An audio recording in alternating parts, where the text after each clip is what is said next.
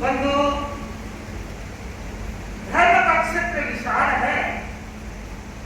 इस क्षेत्र में जो व्यक्ति अपने कदम बढ़ाता है वो विशाल सुख और संपदा और आनंद को प्राप्त करता है। धर्म के 4 दरवाजे बताए हैं, ज्ञान, दर्शन, शास्त्र और शास्त्र।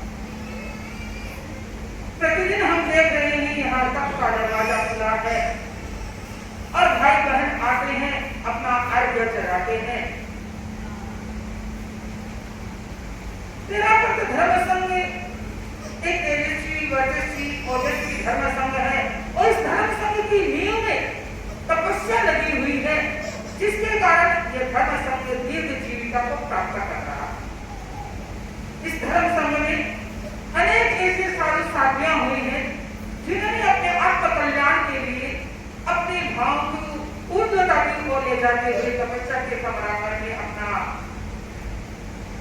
विशेष महत्व रखा और जीवन में ऐसी ऐसी तपस्याएं की जिन तपस्याओं को सुन करके हम रोमांचित हो जाते हैं। हमारे मन में एक भावना जागृत होती है कि काश हमारे जीवन में भी ऐसी तपस्या।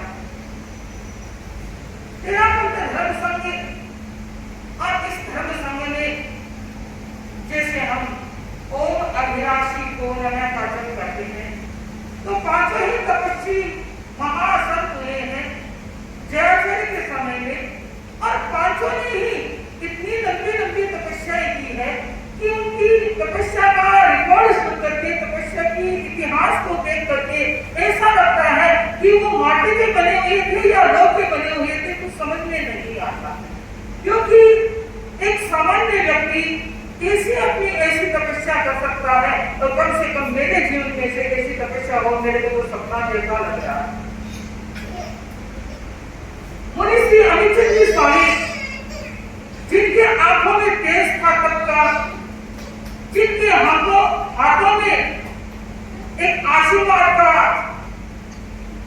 अमृत बसा हुआ था और जिनके पैरों में गुरु चरणों की ओर गतिमान होने का संकल्प बसा हुआ था, ऐसे अमितचंद जी स्वामी कहते हैं कि एक बार उनके मन में महीने की तपस्या की भावना जगी।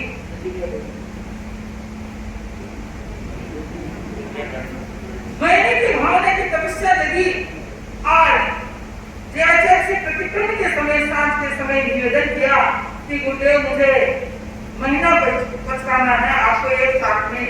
जयाचर्य ने कहा सुबह तक देखेंगे, लेकिन योग संयोग ऐसा था कि उसी दिन जब उन्होंने निवेदन किया था उसी दिन शाम को दीपावली वास्ते की गई पात्री में घी ज्यादा आ गया और घी उठाने की स्थिति साथियों में नहीं थी, तो जयाचर्य के पास में आकर के निवेदन किया सांझ के समय कि गुरुदेव ये घी आ गया और इसको उठाना है।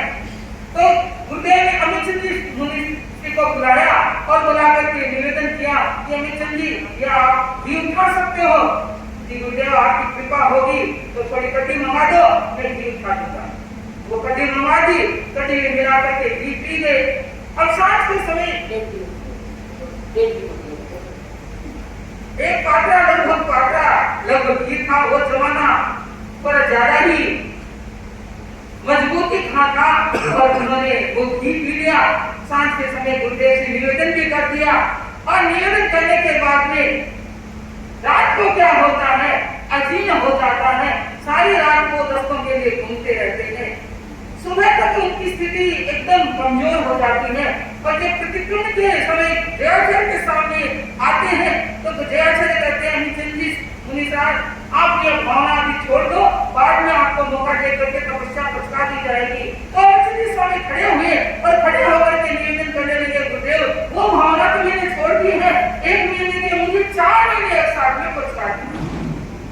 तो जयाचर्य को बड़ी आश्चर्य हुआ कि 4 महीने ऐसे कैसे पचका दे, लेकिन वो जयाचर्य के पेट पकड़ करके बैठ गए कि मुझे आपको पचकाना पड़ेगा, मेरी भावना रखना पड़ेगा और भक्त का उद्धार करना पड़ेगा। तो आखिर जयाचर्य ने उनकी भावना प्रबल दे करके 4 महीना एक साथ में पचका दिया और उस 4 महीने में उन्होंने निवेदन किया कि गुरुदेव मुझे आप यहाँ जैसे राजस्थान मारवाड़ में थे, तो यहाँ से आप मुझे ये इंदौर की ओर के जाने का आदेश फरमाए और प्रतिदिन मैं आपके सामने पन्ने लिख करके जब दर्शन करूं तब आपके चरणों में 500 पन्ने में आपको निवेदन करूं, ऐसी मेरी भावना है। साथ ही साथ मेरी ये भावना है कि जिस दिन मेरा पालना हो उस दिन में 100 से ज्यादा घरों की गोचरी करूं। तो देखिए अमित चंद्र स्वामी ने वो अपना संकल्प निभाया, आचार्य ने इंदौर की साइड में फरमाया और उन्होंने 500 पन्ने लिखे और पालने के दिन उन्होंने 146 घरों की गोचरी। ओम राम।